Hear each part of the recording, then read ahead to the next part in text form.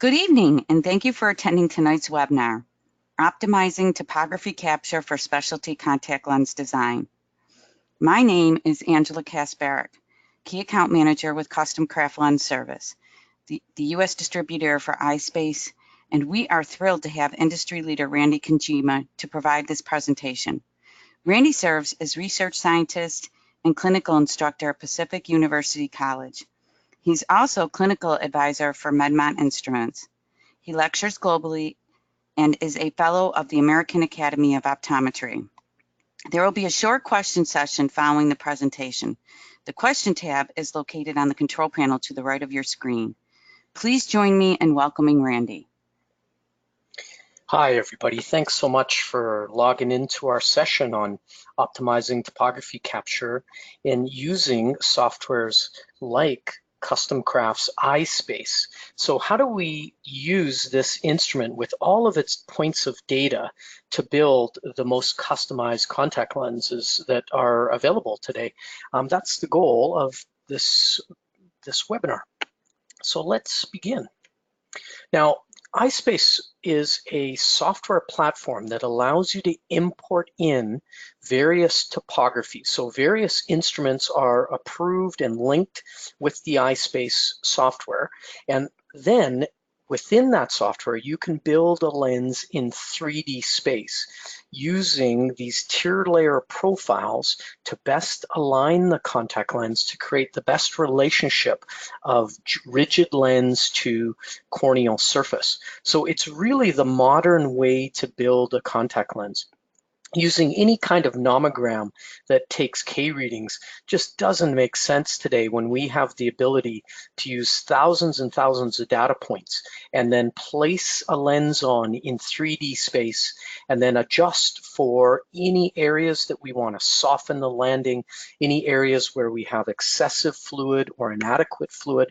So this is really the best way to build a rigid contact lens. And I can tell you that almost 100% of our rigid contact lenses are built using some kind of 3D mapping software like the EyeSpace to construct our irregular corneal lenses, our ortho-Ks, and then of course any of our regular corneal GPs, multifocals and single vision lenses.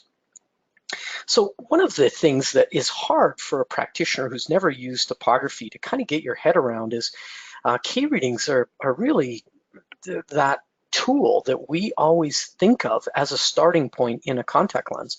And whether we use a keratometer or our autorefractor keratometer and we just take the K readings from that, and the truth is that most practitioners, even with their corneal topographer, still end up favoring the K readings as a way of building lenses.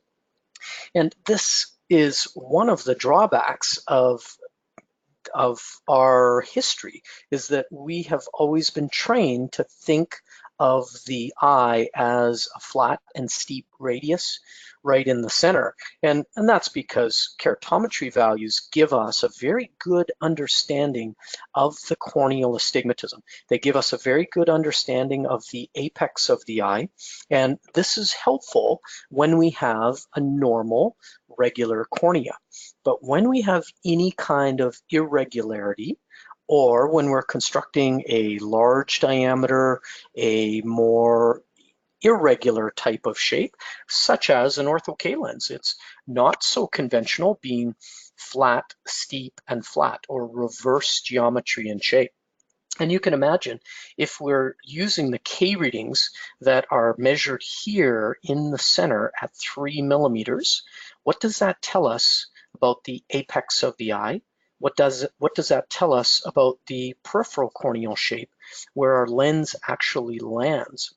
And just as an example, this is kind of a simple graphic, but if you consider where your flat K and your steep K might be measured, we're talking about a very confined area of the center. Now, how many contact lenses do we fit that are actually 3 millimeters in diameter? And at least I've never fit one. If we fit a corneal GP that's 9.5 millimeters, you get a sense of how much we are missing when we build our lens well past our area of measure.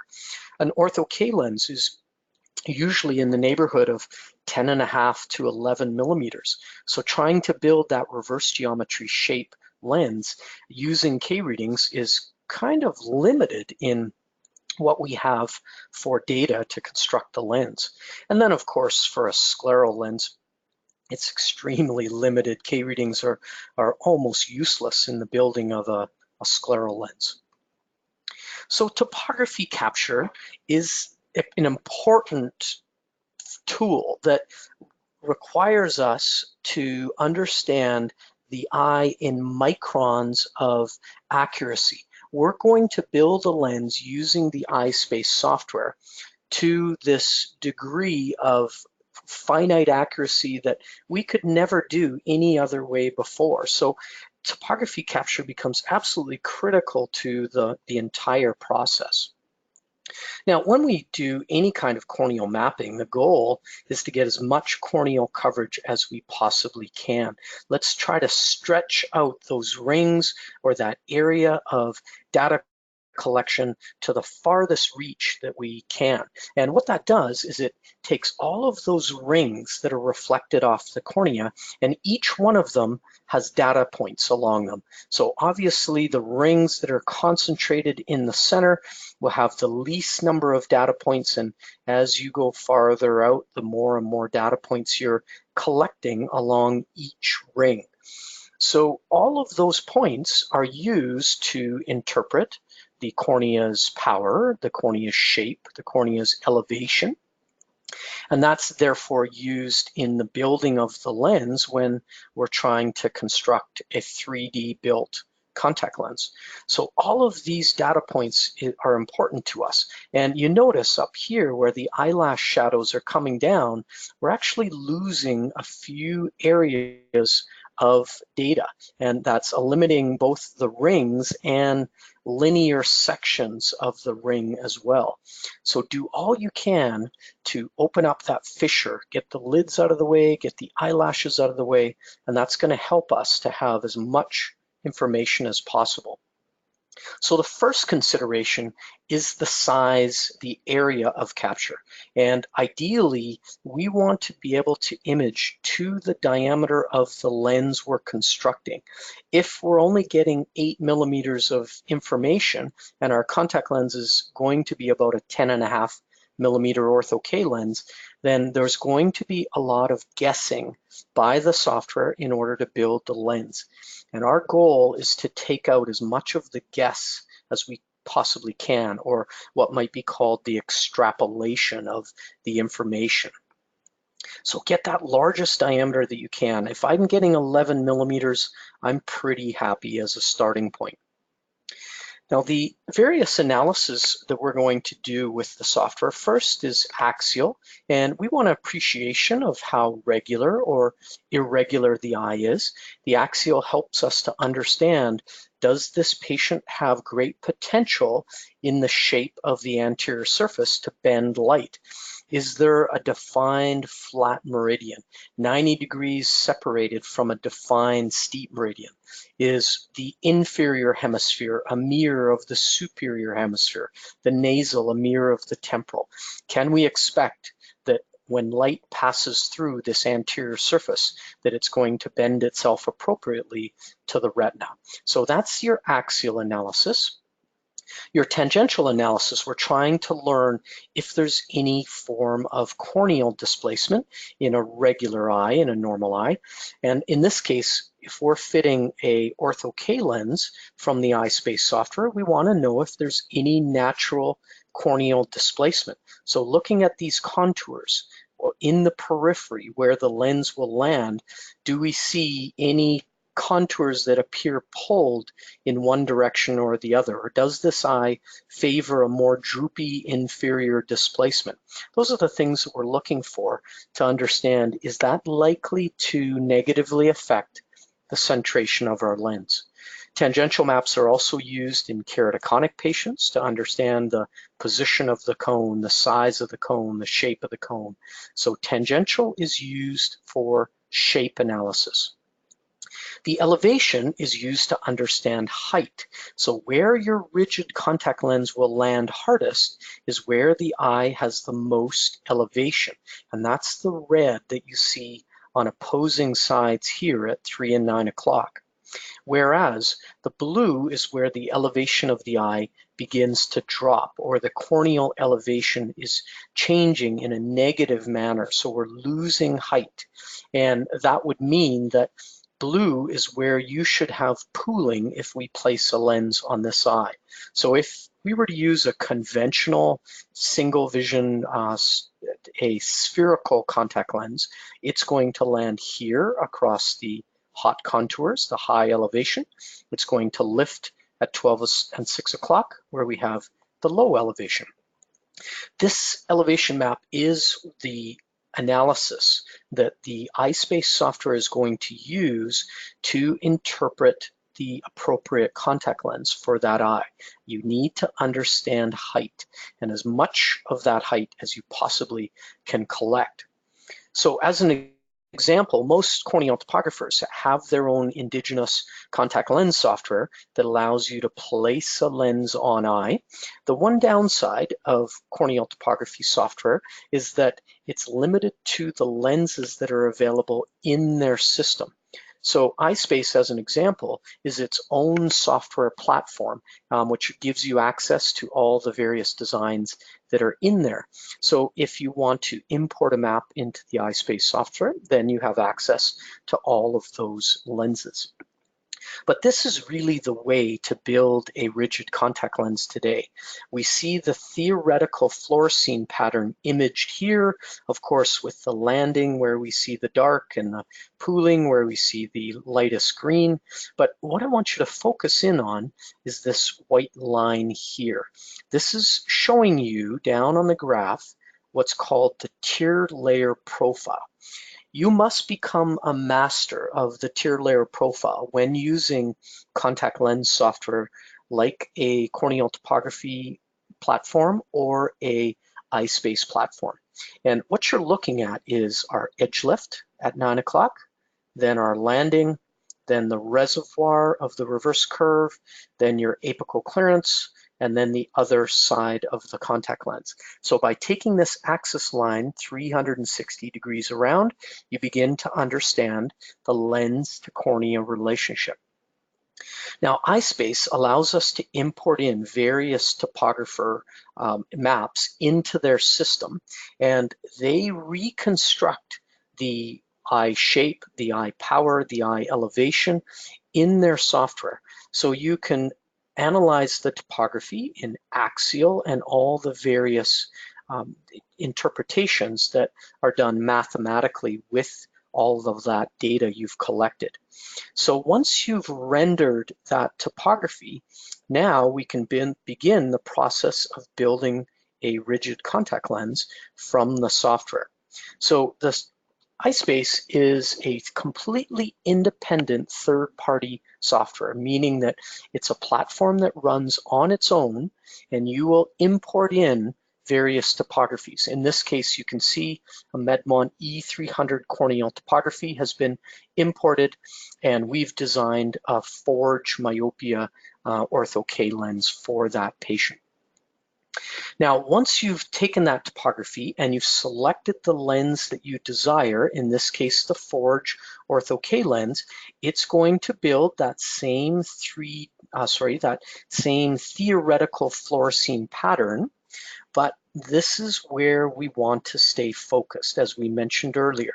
It's looking at the tier layer profile. So to get your bearing, the corneal surface is right along the bottom of the x-axis. So that's your corneal tissue. Then where you see the blue, that's where the lens is in touch with the epithelium. And then of course, we're looking at the tier layer profile, or what you might call the tier layer thickness. Lens close to the corneal apex with that deep reservoir of fluid to create our ortho-K effect, the hydraulic force that gives us the central corneal flattening. and the paracentral steepening. Then, of course, we need the alignment with the peripheral cornea to stabilize the contact lens. And like any RGP lens, we must have our edge lift to allow tear exchange, to allow for movement onto flatter surface of eye, and also to have something for the lid to grab onto to pop that lens off. So you're looking at the alignment of the lens across the flat meridian, across this meridian of the eye. And you see also on the theoretical fluorescein, the blue indicating the areas of alignment with the eye surface. Then 90 degrees separated, you see your steep meridian, and notice the lens just lifting a hair above the surface of the eye. And that would be at this point and down at this point. And the idea being we want some fluid layer along the steep axis to allow for good tear exchange, good tear pump, movement when the patient wakes up in the morning. So this is that platform that we use to build all kinds of specialty contact lenses, all kinds of rigid lenses.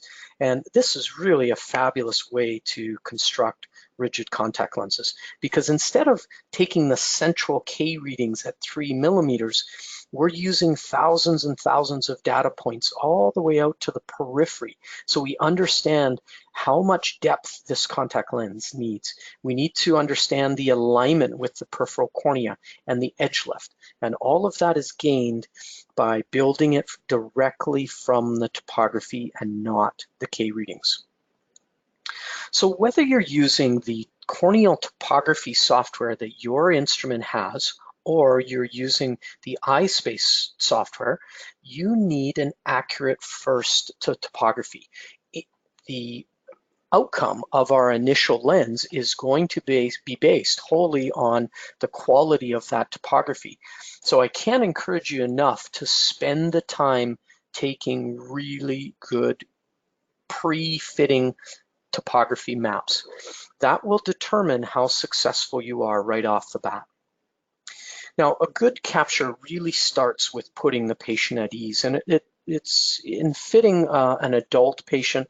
Obviously, they're a little more comfortable with instruments coming toward them, but they're used to the puff test. They're used to instruments that may be invading their space. So explain to them that this is really just a camera. We're going to bring the camera close to your face, but it's not going to come anywhere near your eye.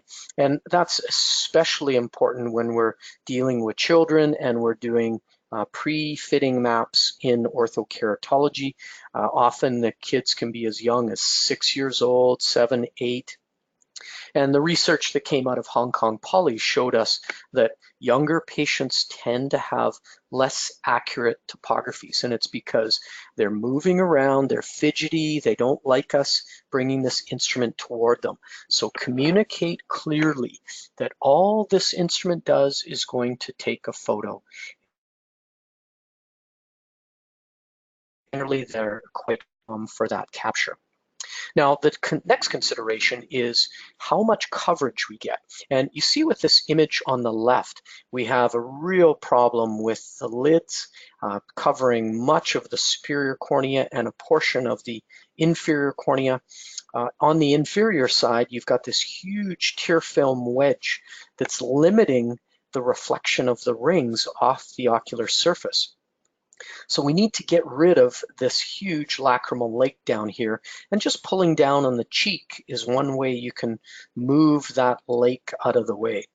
Now, the upper lid is also a problem, covering much of the superior cornea, but then you see these long eyelashes creating shadows across the surface. So that is really giving us a very small area of information.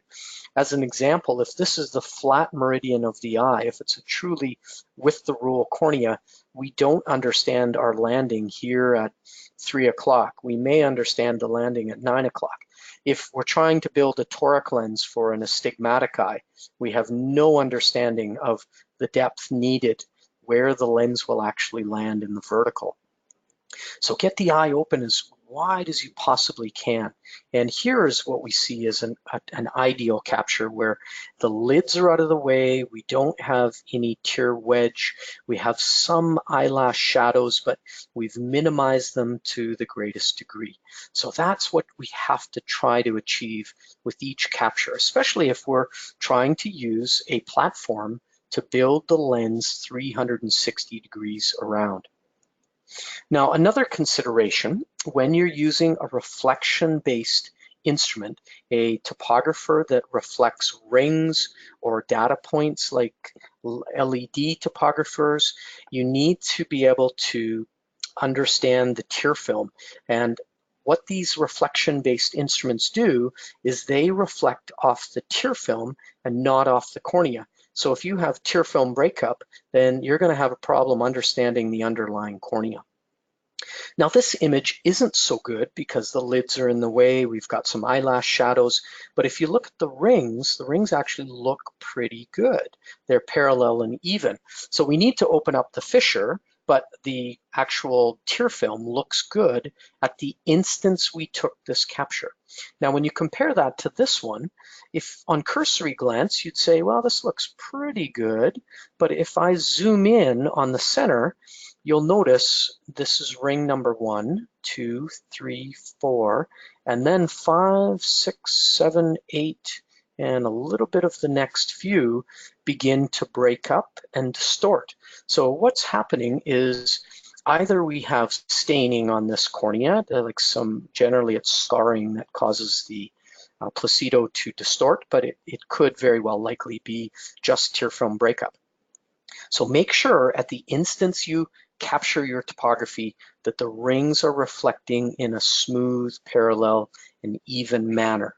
When you capture your topography photo, you don't want to do it immediately after the blink. You want the tear film to even its way out. We don't want to wait more than 4 or 5 seconds after the blink because the tear film is going to begin to destabilize. So ideally, if you can capture after a second, but before you get to 4 seconds, that's kind of the sweet spot in most eyes. Now, of course, if we've got a patient with a 2-second tear film breakup time, we don't have much of a window to get that capture, but you get the idea. Try to find that instance in between the normalizing of tear film and the degrading of the tear film to get your capture.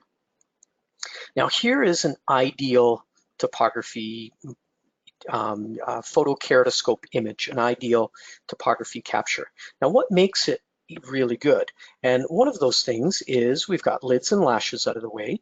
We've got rings reflecting to the far periphery. The central rings especially look good. And that's important because the topographer uses what's called an arc step algorithm to build the eye shape, elevation, and power from the center to the periphery. So it begins with an understanding of the apex. And if you have error in any of these central rings, then that's going to create a topographical error for possibly the entire topography.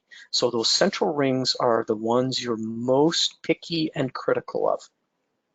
Now, the topography that's created by that image is this one.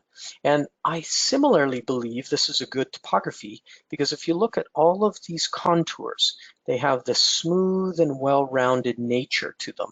That indicates to me that we're seeing the normal, steepest to flattest corneal nature that exists in a healthy, normal eye. We should see all of these contours looking well-rounded. If we see a sudden red spot next to a cold spot or a steep next to a flat, that's not very normal in a healthy, normal eye. So that tells you there could be topographical error. But here we're seeing smooth, well-rounded contours. I'm feeling pretty confident. Now have a look at this topography. This is your pre-fitting corneal topography, and would you be happy with this map? Does this look like a normal capture? Well, one of the problems is we are using one single topography and not multiple maps. when we take a photo of the eye, it's at one instance. Is the patient steady at that instance you take the topography? Is the tear film in flux at the moment you took that topography? You really don't know because you have a reference of one to choose from. So really what you want to do is take multiple images. And you see here how we have 4 very different appearing topographies. There aren't any 2 that look the same. And that's very concerning because if we don't have any reproducibility, what are the chances that we have any accuracy whatsoever? So this is what we want to see, is reproducible topographies. Each one of these maps appears the same. The astigmatism in the center appears similar. The corneal coverage, the way the eye flattens from center to periphery, these are very reproducible captures. Now, I don't know if they're 100% accurate, but I at least know that they're reproducible, and that gives me some confidence. Now, one of the things that's required by the EyeSpace software is a well-centered topography. And I want you to take a look at this capture. What do you notice that's a bit odd about the appearance of the rings on the cornea?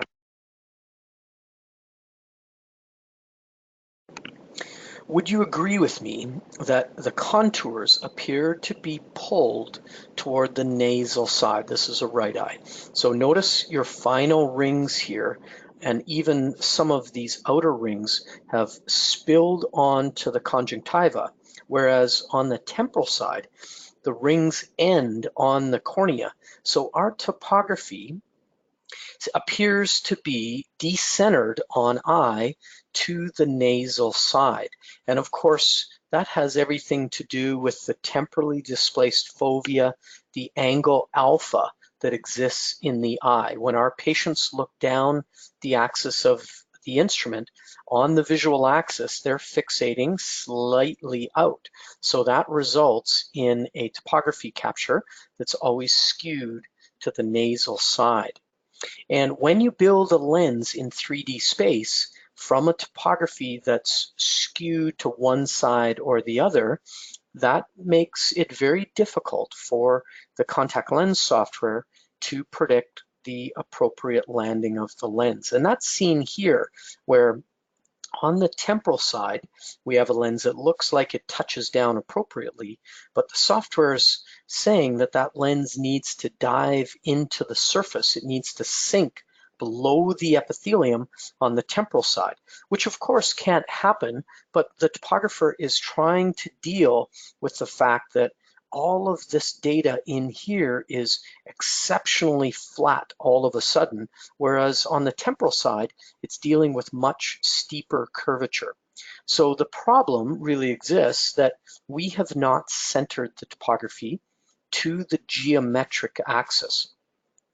Now, how do you do that? Well, when we have patients fixate down the axis of the instrument, they're really on this point here in the middle of the topography. They're fixated on the center ring. And because of our temporally displaced fovea, that results in the rings, the ring reflection being skewed, as I said, to the nasal side. If we ask the patient to look 1, 2, 3, sometimes even 4 rings to the nose, then that pulls the topography toward the geometric axis of the eye. So what you're going to do is have the patient start out 1 ring nasal and look to see if the Placido has left the conj and moved onto the cornea. Does it look balanced on both sides? If not, then go to 2 rings. If not 2, then 3. If not 3, then 4. So change their fixation. Patient always looking in or looking nasal. Now here you see a geometrically centered topography where the rings aren't spilling onto the nasal aspect. They're about equidistant from the visible iris diameter to the last ring on this side as they are on this side. So this is what we want for EyeSpace software, is this geometrically centered capture, so that when we build the lens, we're going to construct it in relationship to a well fitting, well-centered contact lens. When you think about how you evaluate all your contact lenses through the slit lamp, of course, we never know what the visual axis is. We look for centration in relationship to the visible iris diameter. And the same thing is true when we construct the lens. We're assuming the eye is symmetric in shape, and therefore we should be building the contact lens off a symmetrically captured topographer. So here's an example of a right eye where we have a visual axis capture on the left-hand side. Notice the rings hitting the nasal side. You can always tell which is nasal and temporal in your visual axis captures because you get the blue, the flatter contours, always on the nasal aspect, and then the steeper contours on the temporal side. Now, if we better center this capture, if we geometrically capture, then we have the rings appearing laterally well centered to this eye. And then when you look at that same topography, you'll notice the blue appears about equidistant from the center of the capture. So we've now moved the topography onto the geometric capture of the eye, and we understand this eye doesn't really have a lot of lateral displacement. Whereas if you look at the visual axis capture, you'd presume the contact lens is going to hit itself into this flat nasal cornea and be driven temporal because the eye is steeper on this side than it is on this side. But the truth is, this eye is a pretty symmetric eye laterally. You might expect a little bit of inferior displacement because the eye is steeper down below than it is above. But those are some of the things you're looking for.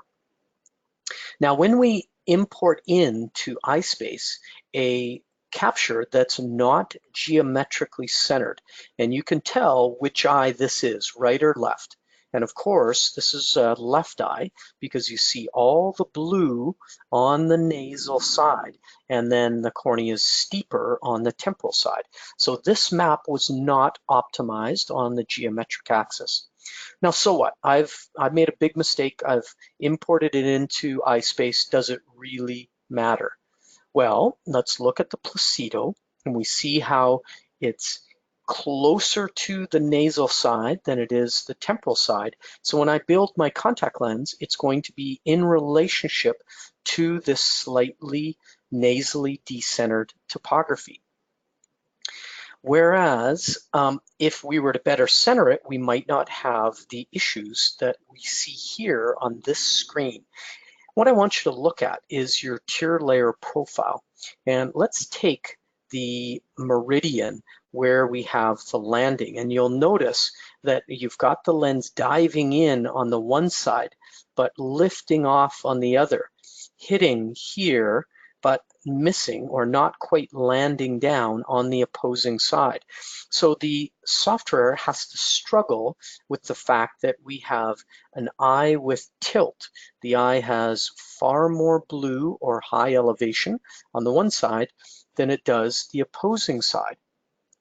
So let's take out that error and make it easier for the software to build us an accurate first lens. Whenever you see this kind of tilt in the flat meridian of the lens, that's concerning. That tells me that maybe my topography has error, so I have garbage going into EyeSpace software, or I have a topography that isn't well centered to the cornea.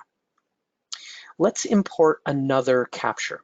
This time we have a map that is slightly better centered laterally, but we still see a lot of blue on the nasal side.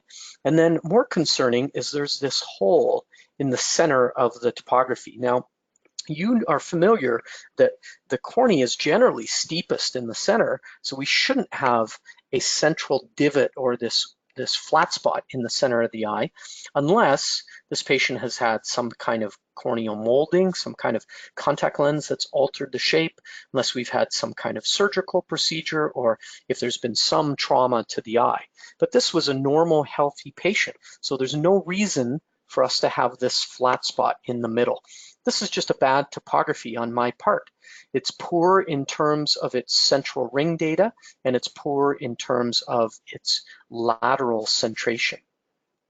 When we look at the Placido reflection, you notice rings very close to the nasal side on this left eye, missing all of this temporal side. So again, I didn't center the topography very well. But I want you to look at the central rings. Look how parallel and even they look. So I may have captured that image at an instance where the tear film was smooth. We didn't have tear film breakup, but the tear film wasn't even. And that's the challenge of using reflection-based topography, is you need smooth and even tear film. So I may have captured this image immediately after the blink before the tear film had evened itself out. And that's what gives us this divot in the center, this hole in the center of the topography. So this is why you want to take multiple captures, because this may have just been one bad capture in among 3 other very good captures that showed normal with the rule astigmatism, with the apex being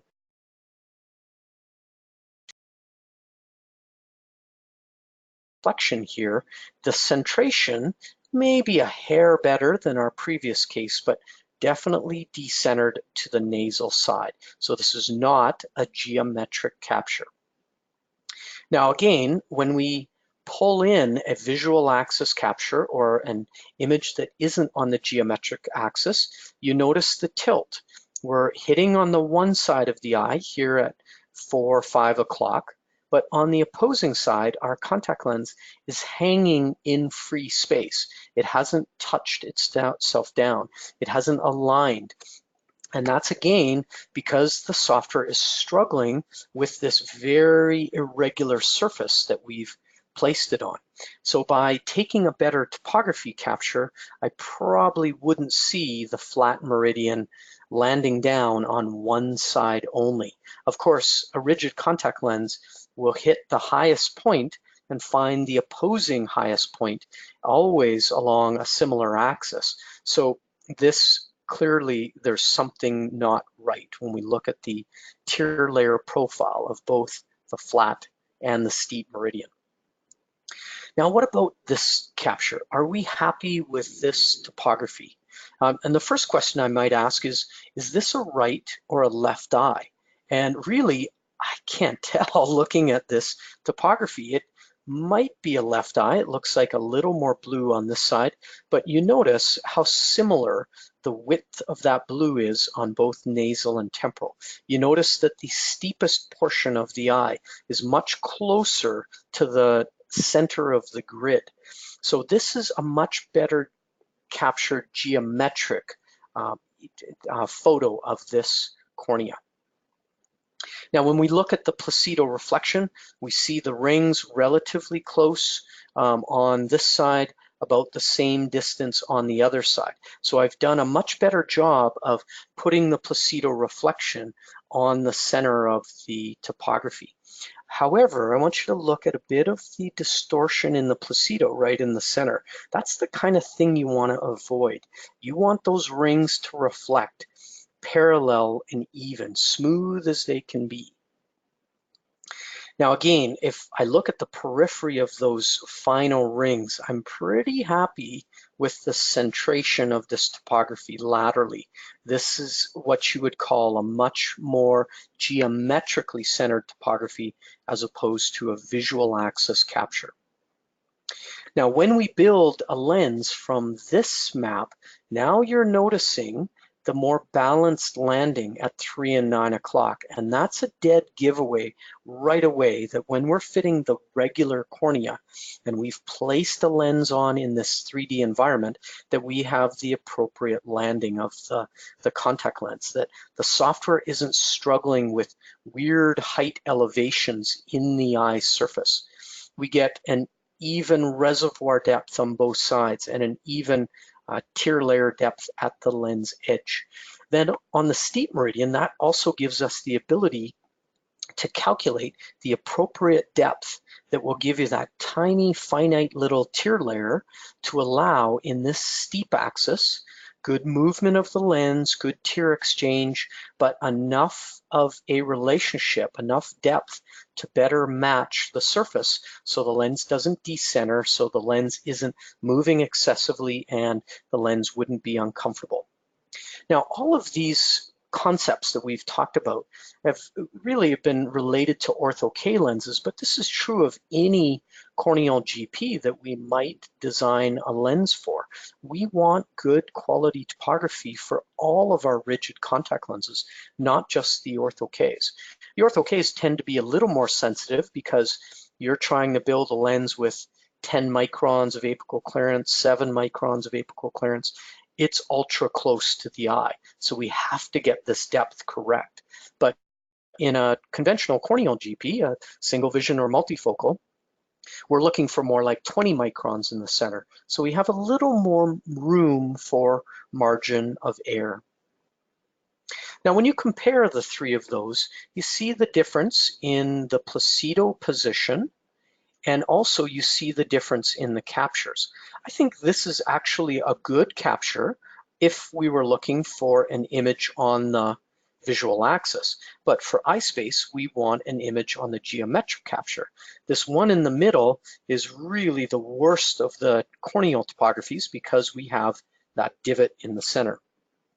But related to building of the contact lens, it's this one that we're the happiest with because we have that geometric capture. And that's seen when we pull up the EyeSpace software. Notice one acute side where the lens will land down. Again, one acute side where the lens will land down. But with the same eye and a geometric capture, now we're seeing the arcuate areas of landing that we really would expect in a symmetric cornea. So providing a good landing is not just the flat meridian. We also need to consider the depth in the steep axis. And understanding the topography where the lids may be in the way is an important consideration, trying to get them out of the way so the appropriate toricity can be built into the lens. And this lens is looking like it has really an ideal steep meridian relationship where you see that tiny fluid layer along the steep axis of the lens. That gives that contact lens very little room to tilt back and forth with the lid interaction.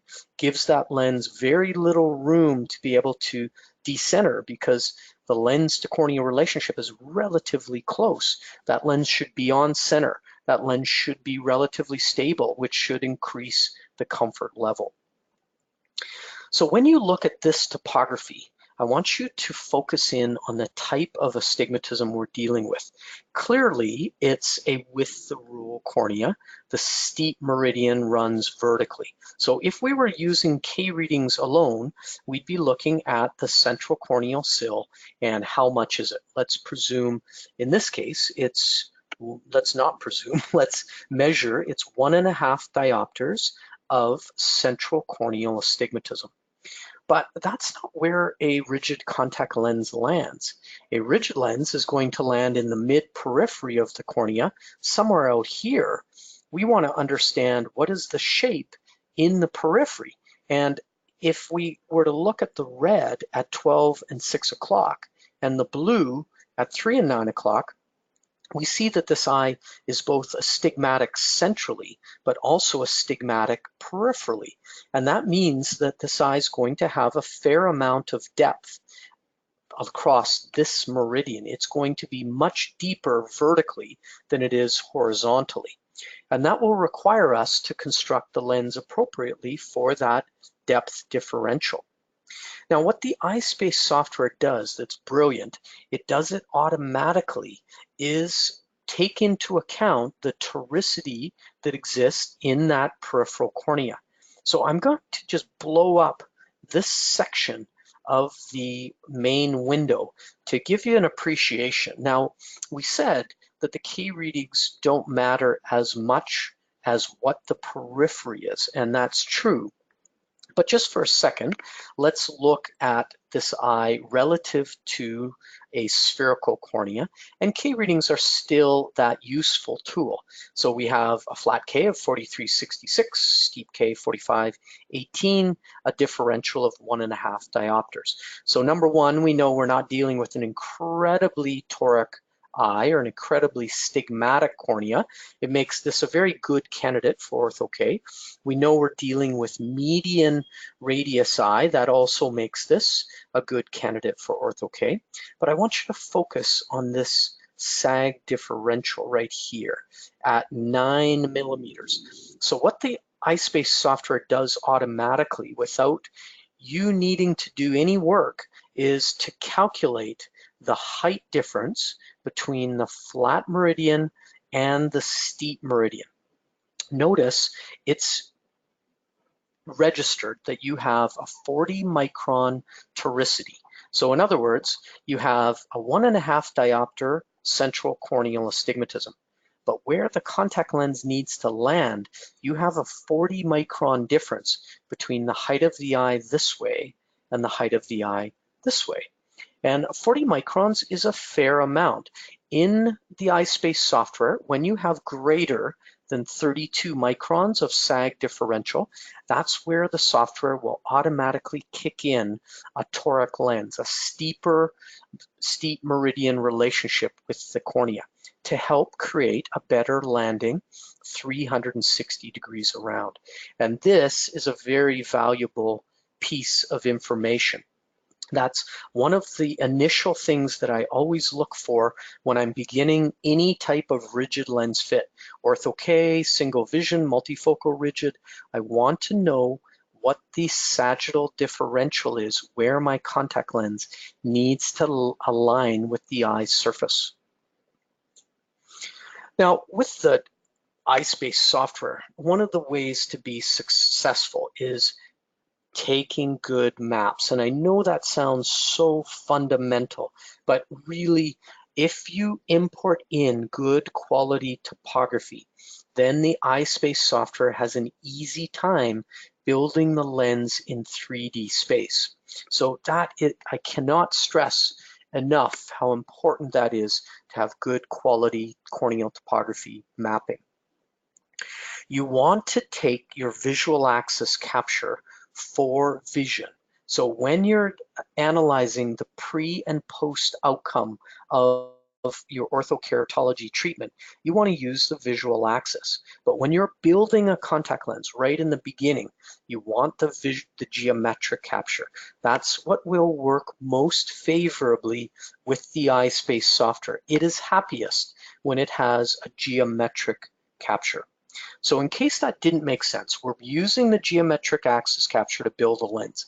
But when we're analyzing the outcome of ortho K, we want one baseline map, at least one good baseline map on the visual axis, and then our post-treatment visits, post-wear, are going to be on the visual axis as well, because we want to understand what is our effect in the eye based on the visual axis and where the pupil is in relationship with the visual axis. We want to build our contact lens from the geometric axis. Now, how do you do that with the visual axis versus geometric capture?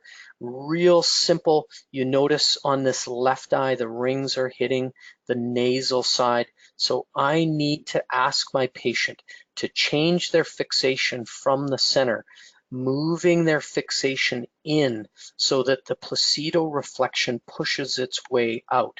So generally, if you have a normal eye with a temporally displaced fovea, the patient's fixation always needs to come in toward the nose. And that can be 1 ring, it can be 4 rings. You want to start with the 1 ring fixated nasal, then check if the Placido appears laterally centered. If it doesn't, then go to 2 rings. If it doesn't, still at 2, go to 3 or 4. So visual axis capture is very simple. Patient's just looking right down the axis. Geometric capture is also simple. It's just we need to find how many rings nasal does it take to center that Placido reflection. Make sure that you have quality ring reflection, that the rings appear parallel and even. Make sure that you've got good coverage from superior to inferior, and that's what's going to give us the most data points to send into the EyeSpace software. And then with that quality capture, one that you see here that's geometrically centered, that has smooth and well-rounded contours, that's what is going to make the EyeSpace software the happiest. Now, the team at Custom Craft wanted to acknowledge Bausch & Lomb and the Boston Lens Materials for sponsoring this session. And we'll happily take some questions now. Darren's going to join me and help me as the expert when it comes to both EyeSpace and the lens construction of a rigid lens. He is really the guy that has the answers. So if there's any questions, we'll happily take them now. Yes, Randy, we have quite a few. So if you give me a moment, I will bring them up. And you and Darren can work together on answering them. The first question is, do you recommend any type of lubricating drop to use if you're having a difficult time getting a good map?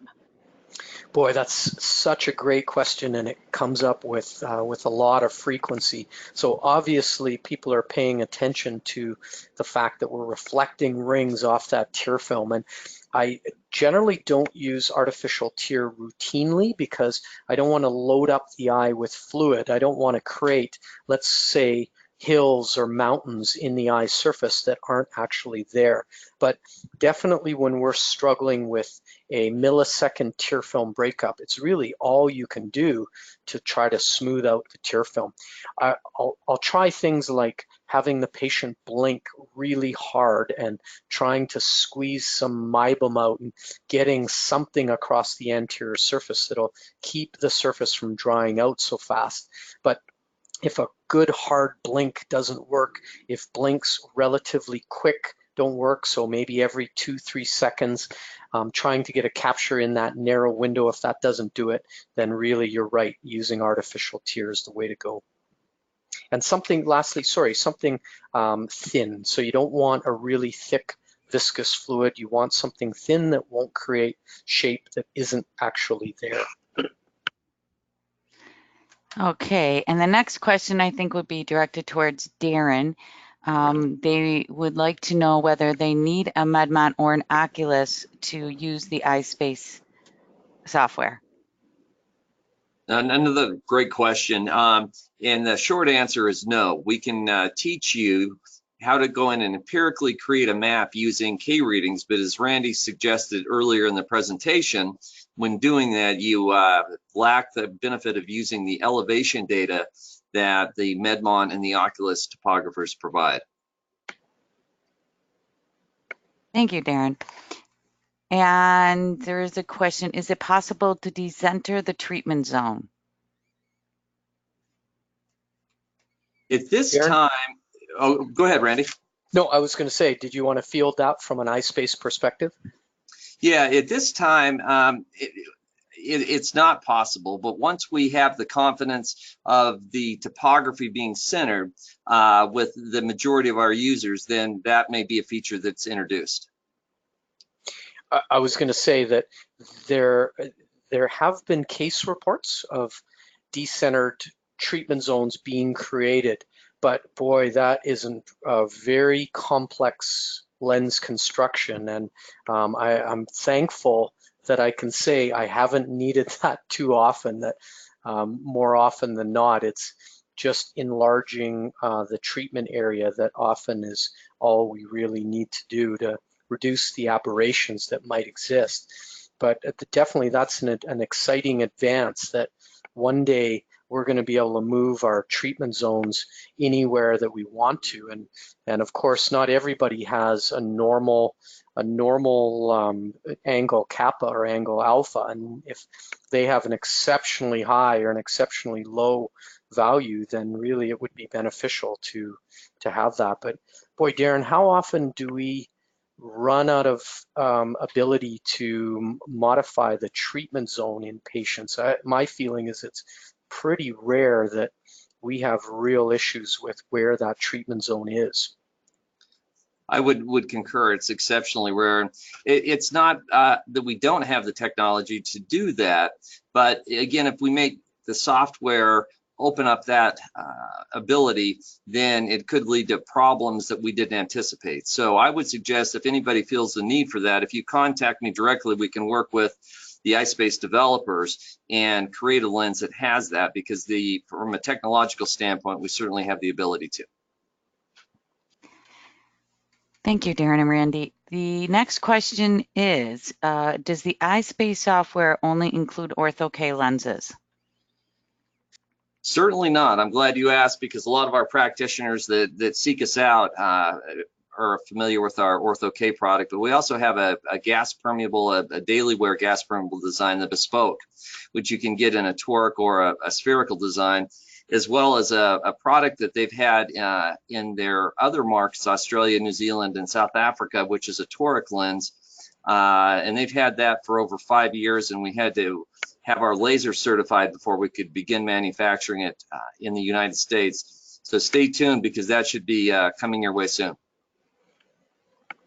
Thank you. And is the EyeSpace software free to use? Absolutely. There's no charge for the software. And in addition to using the EyeSpace product, you get an extensive knowledge base as well as brochures that you can use for the initial consultation, as well as when you dispense the lenses. And these brochures are provided to the practitioner at no charge in electronic as well as printed format. Terrific. And what do you find is the best way to get the biggest capture for a patient with smaller eyes without getting in the way of the quality of the image? Do you want me to field that one, Darren? Yeah, I think you're certainly qualified as the expert in the field. You know, it's so often that we're fitting ortho-K on kids. It's probably 98% of the time. So of course we're going to be dealing with smaller fissures, and then we add on top of that, so many of our myopes are Asian and with small fissures. So how do we address that with any type of topography capture? And the way you do that is when you really are limited by the patient's ability to open up themselves, then you have the patient bring their chin in, forehead tilted back to a degree. So what you're doing is you're trying to push the lower lid up higher so that the upper lid is landing somewhere higher up on the cornea. So to compensate for that, you're going to pull down or ask the patient to just gently pull down on their cheek. So you've moved by bringing the chin forward, forehead back. You're pushing the upper lid higher up on the cornea, giving you more superior coverage. And then in the inferior, although the lower lid is covering more cornea, you can pull that part back. And if the patient can still blink normally, which they can in such a case, then the tear film generally is going to be okay. And of course, if we're dealing with kids, their tear film is always wicked good, so it usually isn't an issue. But that's one of the ways you can open up the fissure. Another way that you can do that is if you really are struggling with that upper lid, then if you could get a second set of hands involved, a technician or a colleague, then put the instrument in position, and with a small cone topographer like the instrument you see on the screen right now, it comes relatively close to the orb. And once the instrument is in place, have your second set of hands pull up on the eyebrow, and just dragging up on the eyebrow is often enough to get the upper lid a ways out of the road, and then we get a few more rings, a few more data points, and sometimes we can even get 100% of the superior cornea. So it really can be a helpful way of getting more information. I think that's a great tip, and I think I just saw 50 or 75 of our attendees practicing that to see if it actually works, but it does. Sounds good. Okay, next question. To confirm, we get the geometric center by looking nasal for the initial design, but to track ortho-K, all subsequent measurements should be taken on visual axis looking straight ahead? ? question mark? Thanks. Yeah, so I would take at least 2 images. If we're going to do ortho-K, I take 2 images on the visual axis, and those are going to be used as a reference when you see the patient moving forward. So when you do your what's called subtractive map, you always compare today's visit to the baseline visit that was a week ago, a month ago, a year ago, whatever it is. So you need your baseline capture on the visual axis because you're going to compare pre, post, and the difference map in relationship to the visual axis, because that's what ultimately the patient is looking through. So we want to appreciate what does the topography look like through that the patient's line of sight. But when you're constructing the lens, you want to take a bunch of maps on the geometric capture. So you might take 4 maps on the visual axis and 4 maps on the geometric. Pick your best one, and then you can delete the others. Once you get the fit started, once you're comfortable that you have good quality topography. So when in doubt, take plenty. Take boatloads of pre-ortho-K maps, and that way you're assured that at least one of them has to be good. And by having both the visual axis and the geometric axis, then you've got an understanding of the vision and an understanding of how to build the contact lens. Hopefully that makes some sense. Thank you, Randy. Does getting a geometrically centered map make it easier for constructing both an ortho-K as well as a corneal GP, or only an OK lens, an ortho-K lens? I'd say definitely both. Darren, your thoughts on building a conventional GP? I concur that I agree with you that it's best for all types of lenses to have that capture to utilize.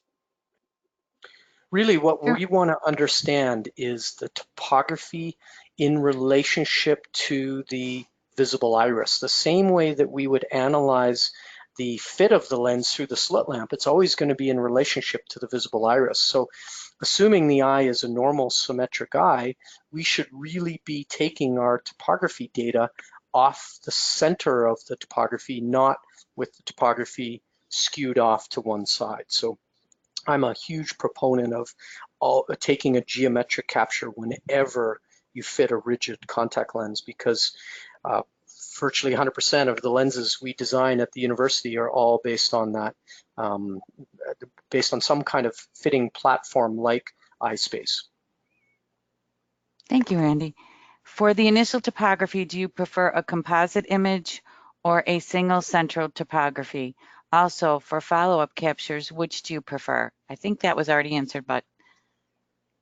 The composite is a great image to have as your baseline map, but EyeSpace prefers a geometric capture rather than a composite capture. Darren, did I get that correct? Absolutely. What we found initially, we were recommending years ago, we were recommending a composite, but what we found is that the composite quality is degraded if you have one poor map. And so what that allows the practitioner to do, if they use a composite and you have a lid in the way or a large tear meniscus inferiorly, it can detract from the overall quality of that composite. And so you've spent a lot of time and gotten a map that may not do what you were hoping it would do. The composite is a great feature to fill in and understand all of the eye. So as your baseline capture to do your subtractive maps, as your always baseline reference, the composite works really well as a tool, and I always use it when I can get good imaging. But as Darren said, for EyeSpace, that perfect geometric capture may be all you need in that environment. And then post-treatment, you don't ever need a composite capture because we're really only interested in the action through the pupil for the most part. So we don't need information out to the limbus. Thank you, Randy. And I think that pretty much wraps it up for tonight. I really appreciate you staying over a little bit and answering these questions for us, Randy.